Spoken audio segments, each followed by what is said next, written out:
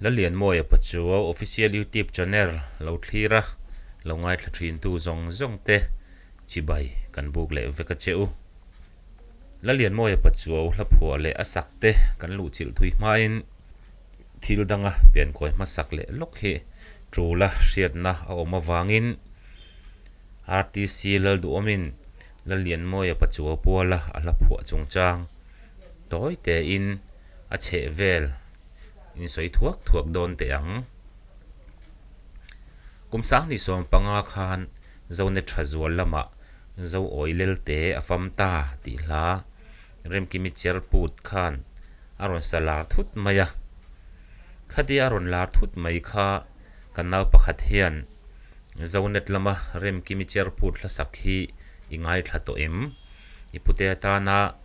RTC lal do mi phu ani inan soya ti in miror sila wangle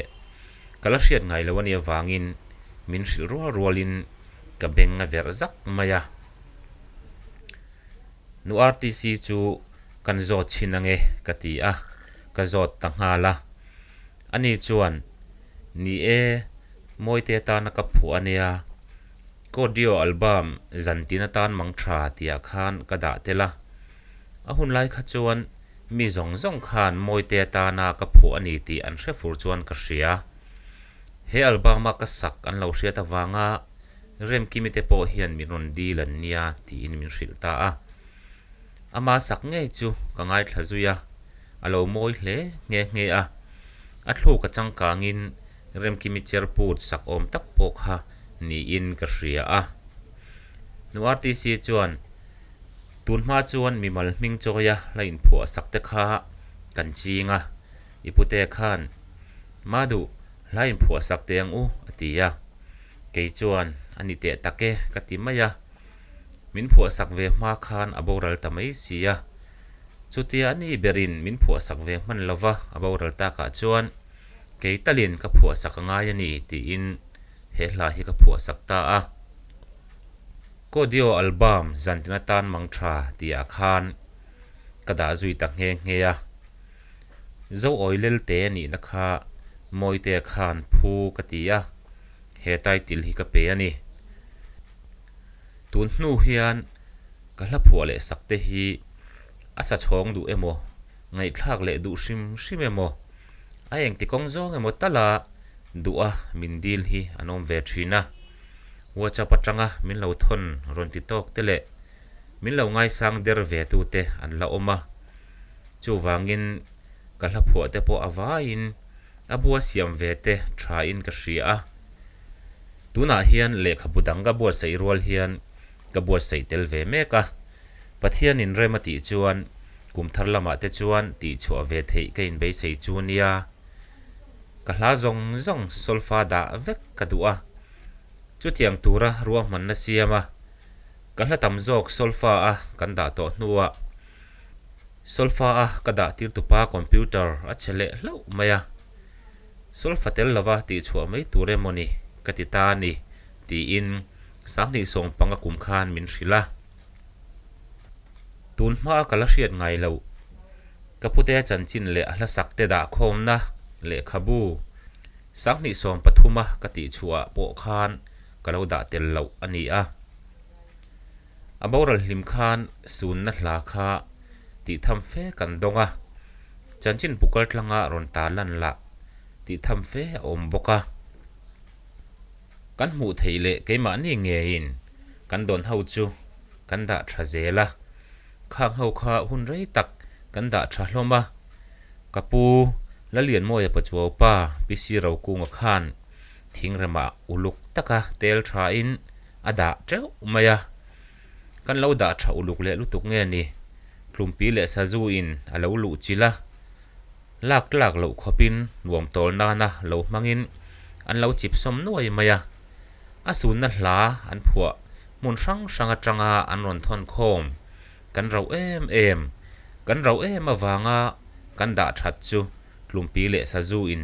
lak lo khopa min soi sak ta ka chuan ari ral ta vek maya apoi tak zet ani chutiang chu ni lo se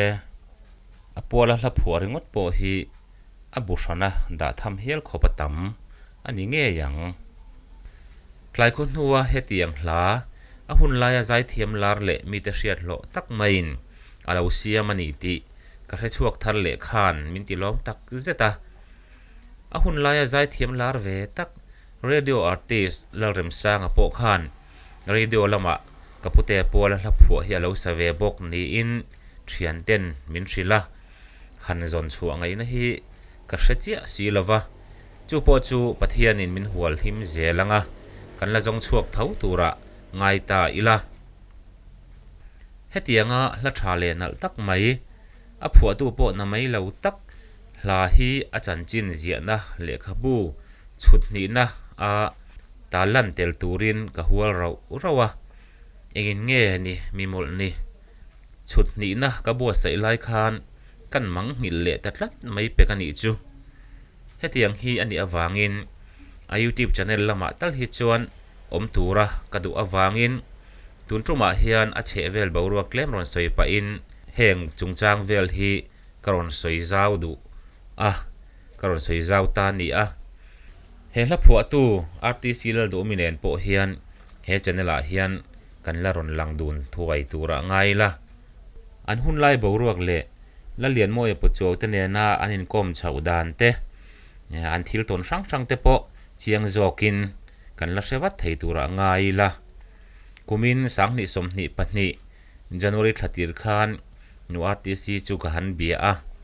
chiatan lo tok lo maya pathian in hunrem chang dang min pele thuai tura ngai la hetiang ani awang hian tunruma hi chuan a hla lu chila a ma kan ti anga bi chian na tak tak chu kan la kal kan ri mayanga RTC lil do mi nge in he channel kertlanga asoyatan ni kan khek tepo ani tura ngai la a phua tu RTC lil do omin keseta hial lo recordin a hun lai chuan alo lar viau to ani ti kan hreboka tun truma hi chuan an poi kan soi lo tura ngain rem kimi cher put zok ina asak hi he ngai thla thungila nakina a phua tu RTC lil do mi nge ina asak chu ama ne na he channel kertlanga kanon lan huna tepo kan ngai thla zok tura ngai ta ila heti hian mi pahni izai channel pa khata kan da theidon ti na ani a chu wang chuan hi chu tiang zong chuan ro man na teng hai tuana te kan seng ta zok ani a rem kimi cher pu sak zok hi ngai thla thung te ang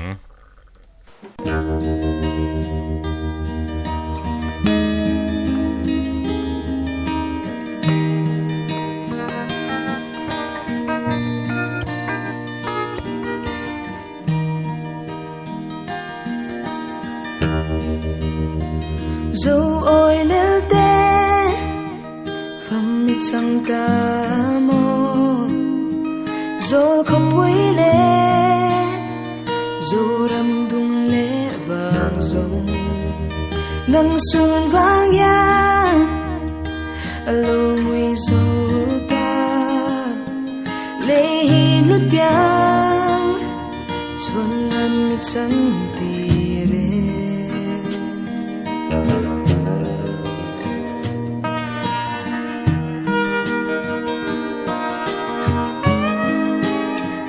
Piara ramoi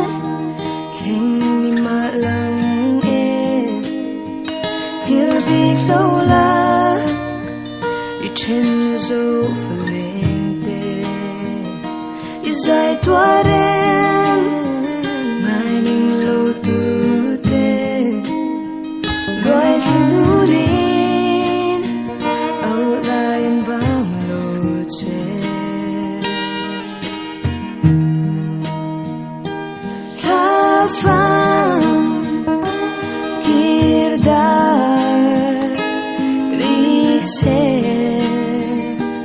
Sing lama lo kile la Zoe le te gan ngai thia me mo Zoe le te gan tua thia mo ani apoi ber mai fam chang hi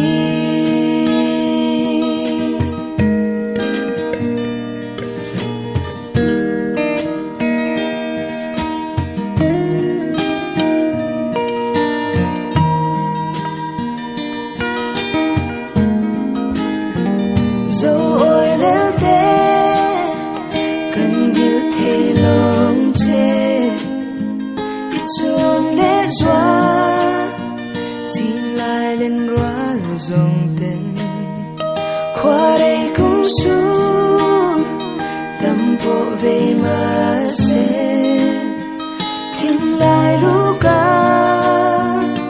ithui lo ither zelang